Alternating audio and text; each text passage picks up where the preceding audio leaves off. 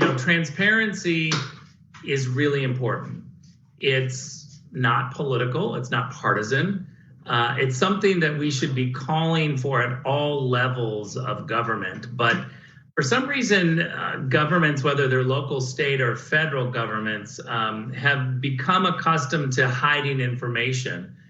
And that's what we're up against in Nevada, is trying to figure out what the truth is, and yet having to face the facts that we don't have the ballots, we don't have the envelopes, we only have information that points to irregularities, and we have a government, local government, that's totally unwilling to investigate, and they're just biding time because they're going to try to call the election with the information they have when they know the information is not that accurate.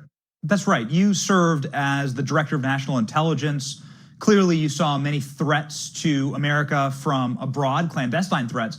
But it seems that mail-in balloting is a domestic threat to our country because it's so rife for fraud. And it's not me saying that. It's multiple nonpartisan studies and many, many experts for years and years, for decades. President Obama was against mail-in balloting. The Attorney General was against mail-in balloting. What is the look from your perspective going into the future when it comes to mail-in balloting? This year there was 100 million ballots sent out. Let's also remember that the Democrats scrambled to make mail-in ballots a part of the process, literally the last 60 days before this election. Now think about that. They changed the way that people were going to vote the last 60 days. We did not have a plan. We change laws. How easy is it to change a law in New York State? I don't know. But when you're the largest employer and the largest taxpayer in the state of Nevada, we can get laws changed pretty quickly. And we regularly do it.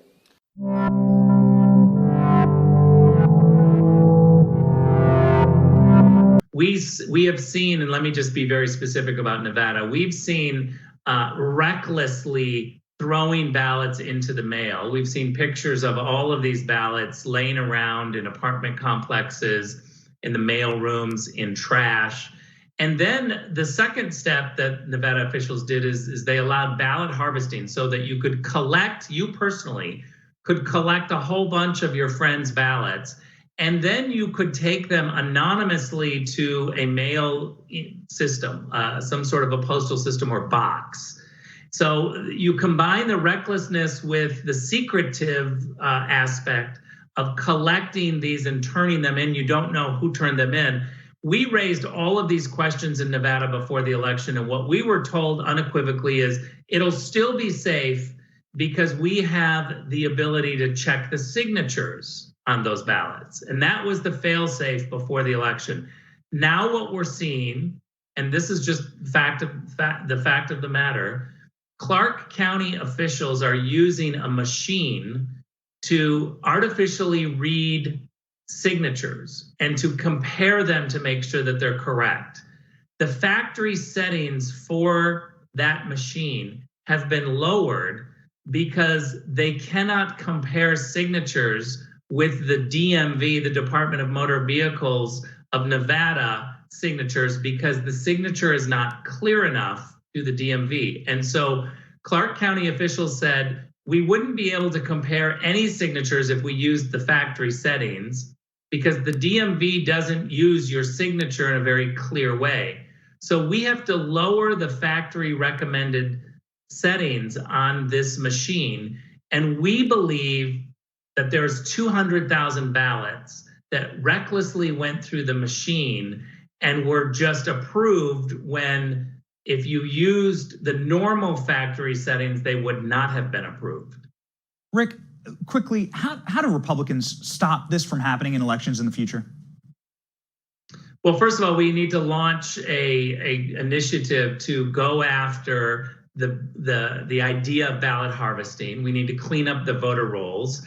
Those are just absolutes. I will also say that when you talk to regular people across this country, no one in their right mind will say that you shouldn't have an ID. It's just a fringe group of Democrats in Washington, D.C. that somehow turn an ID demand into a racist procedure. And it's ridiculous. You have to have an ID to go on an airplane, and no one thinks that the airlines are racist for demanding an ID. We need to understand that the majority of people in this country think it's a no-brainer to have an ID. We need to have some sort of a federal mandate that you have to have an ID, and that would clear up a lot of these issues. I will also just finish by saying no one's against absentee ballots. The idea that you would request a ballot personally is a good thing. And what we're saying is you shouldn't recklessly mail ballots out to people who don't know they're coming, where you haven't checked where they live, and therefore it's a huge problem. And then you have a system where the signatures verification process is crap.